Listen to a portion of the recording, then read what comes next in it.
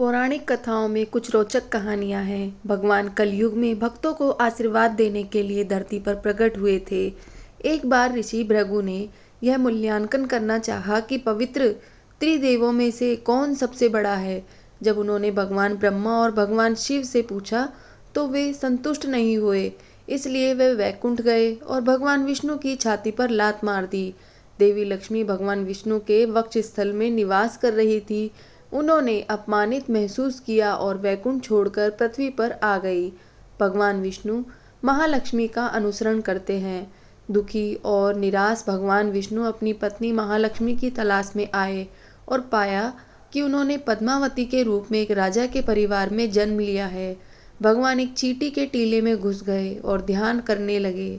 भगवान शिव और ब्रह्मा भगवान की तलाश में गाय और बछड़े के रूप में वहां आए। गाय के रूप में शिव ने प्रतिदिन भगवान को खिलाने के लिए चींटी के टीले में अपना दूध डाला। दिव्य योजना के अनुसार वेंकटेश्वर और पद्मावती दोनों एक दूसरे से मिले और देवताओं ने राजा से अपनी बेटी का विवाह भगवान से करने के लिए कहा।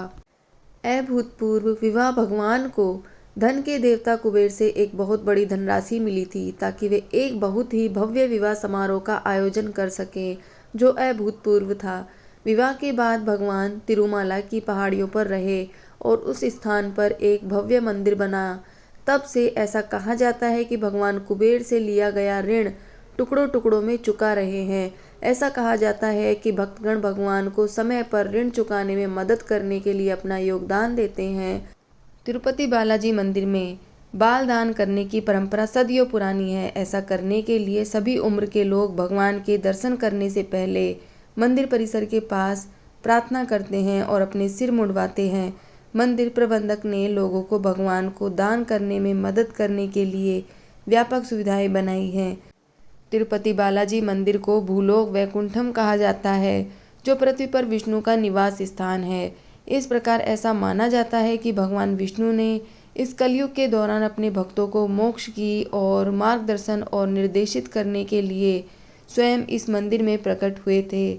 ऐसा कहा जाता है कि भगवान वेंकटेश्वर की मूर्ति बहुत अनोखी और शक्तिशाली है। इस आकर्षक मूर्ति में कई चमत्कारी विशेषताएं हैं जो अद्भुत हैं। प्रतिदिन मूर्ति को फूलों, कपड़ों और आभूषणों से भव्य रूप से सजाया जाता है। मंदिर में भगवान को सजाने के लिए इस्तेमाल किए जाने वाले स्वर्ण आभूषणों का विशाल भंडार है। गर्भगृह, जिस स्थान पर भगवान श्री वेंकटेश्वर की स्वयंभू प्रतिमा गर्भगृह में स्थित है, उसे आनंद निलमय कहा जाता है। आनंद निलमय में भोग श्रीनिवास मूर्ति की सुंदर मूर्ति भी मौजूद है। सुबह की सुप्रभात सेवा के दौरान इस मूर्ति को हटाकर मुख्य देवता के चरणों में रख दिया जाता है। यह दर्शाता है कि भोग श्रीनिवास मूर्ति मुख्य देवता के रूप में कार्य करती है, क्योंकि मुख्य देवता बहुत बड़ा है और उसे हिलाया नहीं जा सकता।